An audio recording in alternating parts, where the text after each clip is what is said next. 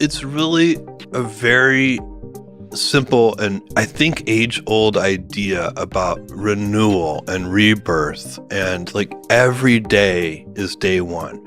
Every day you're deciding what you're going to do. And you are not trapped by what you were or who you were, or you need self-consistency. Self-consistency even can be a trap.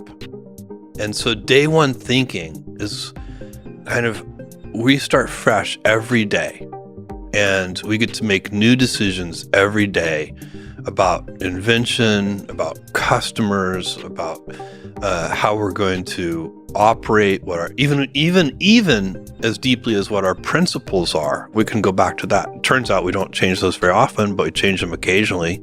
I don't really know Elon very well. I know his public persona, but I also know you can't know anyone by their public persona. It's impossible. I mean, you may think you do, but I guarantee you don't. So I don't really know. You know Elon way better than I do, Lex. But in terms of his judging by the results, he must be a very capable leader. There's no way you could have, Tesla and SpaceX without being a capable leader. It's impossible.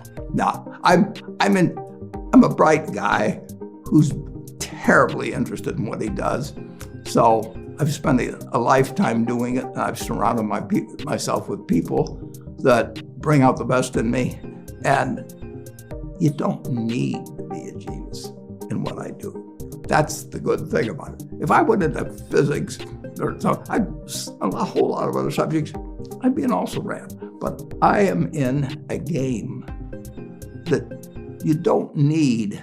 You probably need 120 points of IQ, but 170 doesn't do any better than 120. It may do worse, probably do worse, but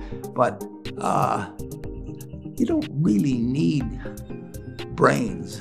What do you need?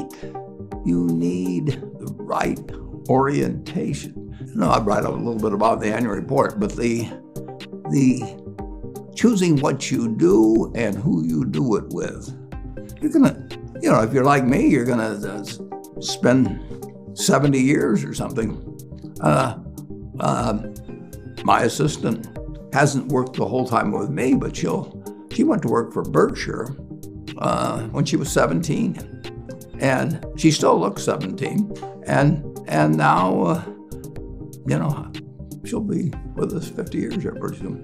And they know me forward and backwards, and they accept my eccentricities. I would have to honestly say that what makes me happiest is what I'm doing.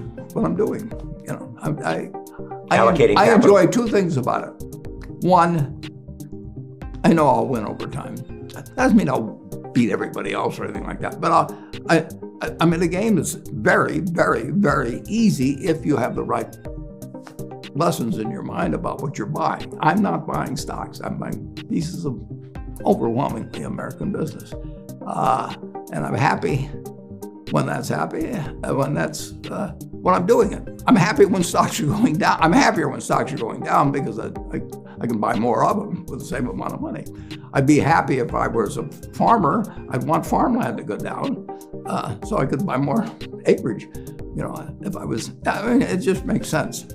90% of the people, I'm pulling a figure out of the air, but 90% of the people that buy stocks don't think of them the right way. They think about something that they hope goes up next week.